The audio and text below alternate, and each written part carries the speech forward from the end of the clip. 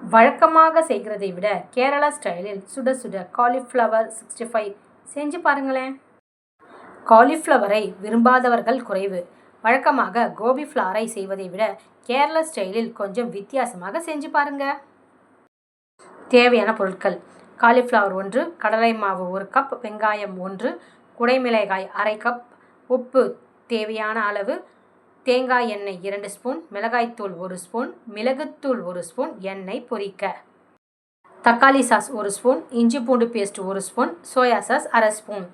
முறை: முதலில் காலிஃப்ளவரை தண்ணீரில் 5 நிமிடங்கள் வைத்து எடுக்கவும். வாணலியில் கொஞ்சம் எண்ணெய் ஊற்றி வெங்காயம், குடைமிளகாய் வதக்கி சாஸ் சேர்த்து 3 முதல் 5 நிமிடங்கள் வரை வதக்கவும். கடலை மாவு, உப்பு, காரப்பொடி, தேங்காய் எண்ணெய், கொஞ்சம் தண்ணீர் சேர்த்து கெட்டியான மாவாக கலந்து காலிஃப்ளவரை அதில் டிப் செய்யவும். காலிஃப்ளவரை பொன்னிறமாக பொரித்து அல்லது வறுத்தெடுக்கவும். மாவு கெட்டியாக இருக்க வேண்டும். வதக்கிய வெங்காயம் மற்றும் சாஸ் கலவையை சேர்த்து சூடான பொரித்த காலிஃப்ளவரில் கலந்தால் சுவையான கேரளா ஸ்டைலில் காலிஃப்ளவர் 65 தயார்.